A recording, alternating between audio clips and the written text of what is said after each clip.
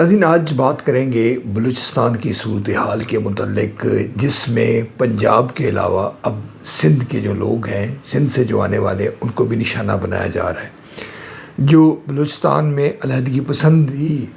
کو پروموٹ کر رہے ہیں، علیحدگی پسند جو تنظیمیں ہیں، ان کی جو حکمت عملی ہے وہ اس وقت کیا جاری ہے۔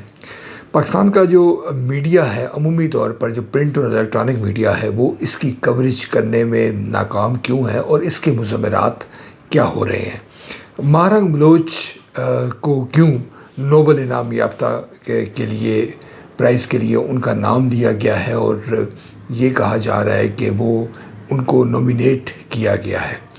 ان تمام صورتحال پر آج کی ویلاگ میں بات کی جائے گی۔ جو تازہ ترین واقعہ ہوا ہے، اس میں جو 3 حجام تھے وہ ان کو قتل کیا گیا ہے، اور وہ سندھ سے ان کا تعلق تھا، اور موٹر سائیکل پر سوار دہشت گرد آئے ہیں اور انہوں نے دکان پر فائرنگ کر کے ان کو قتل کر دیا ہے۔ جو غیر ملکی نشریاتی ادارے نے جو اس تمام صورتحال کی جو کوریج کی ہے، اور اس نے بتایا ہے کہ جو علیحدگی پسند ہے ان کا یہ موقف ہے کہ چاہے پنجاب سے تعلق رکھتا ہو، چاہے سندھ سے تعلق رکھتے ہوں، یہ جو لوگ سیٹلرز یہاں پر آتے ہیں وہ اپنے فائدے کے لیے آتے ہیں، اور وہ سیکیورٹی فورسز کے لیے، جو ہمارے ملک کی جو سیکیورٹی فورسز ہیں ان کے لیے مخبری کا کام کرتے ہیں۔ یہ بات آپ کو علم میں ہوگی کہ بلوچستان میں جو پنجاب سے تعلق رکھنے والے لوگ ہیں ان کو تو مارا جاتا ہے، شناختی کارڈ دیکھ کے مارا جاتا ہے، گاڑیاں روک کر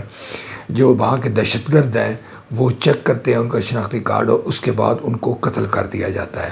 کہ چاہے ان کا تعلق جو ہے وہ پنجاب سے ہے یا نہیں ہے، اس کی تصدیق کرنے کے بعد۔ مگر اب جو واقعہ سندھ سے ہوا ہے یہ بھی ایک بڑی الارمنگ ہے، اور اس کی یہ بلوچستان کی جو صورتحال ہے اس کی یہ نئی ڈائمنشن ہے۔ یوں ہم کہہ سکتے ہیں کہ بلوچستان کی جو سرزمین ہے وہ دیگر صوبوں سے آنے والے لوگوں کے لیے بتدریج تنگ کی جا رہی ہے،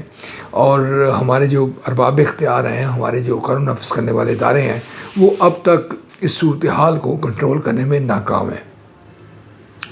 شاید آپ کو یاد ہو کہ چند ہفتے قبل ہی جو وزیر اعلیٰ بلوچستان ہیں ان کا ایک بیان قومی اخبارات میں نہیں بلکہ جو بین الاقوامی میڈیا اس میں آیا تھا، سرفراز بگٹی صاحب کا، کہ بلوچستان میں دوست اور دشمن کی پہچان کرنی مشکل ہو رہی ہے۔ یہ اس کو آپ بے بسی کہہ سکتے ہیں، حقائق سے متعلق آگاہی دینا کہہ سکتے ہیں، غرض آپ اس کو کوئی بھی نام دے سکتے ہیں، مگر ایک بات یقینی طور پہ طے ہے کہ خود جو اگر وزیر اعلیٰ بلوچستان یہ فرما رہے ہیں تو آپ حالات کی مخدوش ہونے کا اندازہ بخوبی لگا سکتے ہیں۔ حالیہ دنوں میں بھی ایسے واقعات ہوئے ہیں کہ بلوچستان میں چند جو درجن بھر 60 یا 70 کے قریب جو مسلح لوگ ہیں وہ پہاڑوں سے اترتے ہیں، وہ ہمارے تھانے لیویز کے جو اسٹیشنز ہیں وہاں پر آتے ہیں، لوگوں کو یرغمال بناتے ہیں، ہمارے قانون نافذ کرنے والے اداروں کو۔ اس کے بعد ان کا ریکارڈ نظر آتش کر دیتے ہیں، کبھی عمارات کو نظر آتش کر دیتے ہیں، اسلحہ لیتے ہیں، اور پھر اس کے بعد خاموشی کے ساتھ نکل جاتے ہیں۔ لوگوں کو، یعنی ہمارے جو قانون نافذ کرنے والے ادارے ہیں وہاں پہ جو موجود ہیں ان کو قتل نہیں کیا جاتا۔ ایسے واقعات بھی ہوئے ہیں۔ کبھی یہ بھی ہوتا ہے کہ کچھ علاقوں پہ سڑکوں پر قبضہ کر لیا جاتا ہے اور وہاں پر قانون نافذ کرنے والے اداروں کی جو رٹ ہے وہ ختم کر دی جاتی ہے، اور اس کے بعد تتر بتر وہ جو شرپسند ہیں، جو دہشت گرد ہیں، وہ ہو جاتے ہیں۔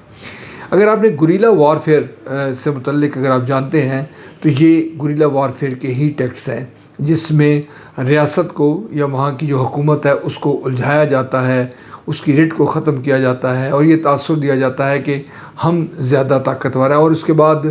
بنا کسی نقصان کے، بنا کسی لڑائی کے تتر بتر ہو دیا جاتا ہے۔ گوریلا وارفیئر میں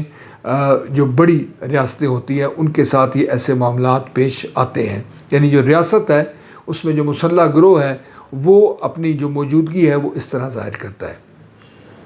ناظرین، اسی پس منظر میں جو میں نے پہلے آپ سے کہا کہ مہرنگ بلوچ کا نوبل انعام کے لیے، نوبل پرائز کے لیے ان کے نام آنا، اور اس کے بعد ان کی جانب سے اس بات کو تسلیم کرنا بھی بلوچستان کے لیے یقینی طور پر الارمنگ ہے۔ ہمارے جو ذمہ دار ادارے ہیں، ہماری جو حکومت ہے، اس کو یقینی طور پر اس صورتحال پر نظر رکھنی ہوگی۔ اگر آپ بلوچستان کے جو لوگ ہیں، جو علیحدگی پسند اگر ہم اس کو کہیں بھی، اگر آپ ان سے بات چیت کا آغاز نہیں کریں گے، سیمی بلوچ جو بلوچ یکجہتی کمیٹی کی ایک فعال رہنما ہیں ان کی جانب سے چند روز قبل ایک بیان آیا تھا کہ وہ کسی بھی بااختیار ادارے یا شخص سے بات کرنے کو تیار ہیں اور وہ ان کے بقول اپنے مطالبات پیش کرنے کو تیار ہیں۔ اگر ہم اس حوالے سے لوگوں سے بات چیت نہیں کریں گے، اگر ہم جو علیحدگی پسند تنظیمیں ہیں، جو بھی ڈاکٹر ماہرنگ بلوچ ہے، اگر وہ سیمی بلوچ ہیں، اگر ان سے بات چیت نہیں کریں گے تو کبھی امکان ہے کہ حالات مزید خراب ہوں۔ ایسا ممکن نہیں ہے کہ تمام مطالبات کسی کے تسلیم کر لیے جائے، مگر جو صورتحال اس وقت بن رہی ہے اس کو اگر ہم نظر انداز کریں گے، جیسے میں نے پہلے ذکر کیا کہ ہمارا جو قومی میڈیا ہے، پرنٹ اور الیکٹرانک میڈیا، وہ خبر نہیں دے رہا یا اس کو دینے کی اجازت نہیں ہے، تو یہ تمام صورتحال پاکستان کے دیگر جو علاقوں میں رہنے والے لوگ ہیں وہ اس سے بے خبر ہو سکتے ہیں، اور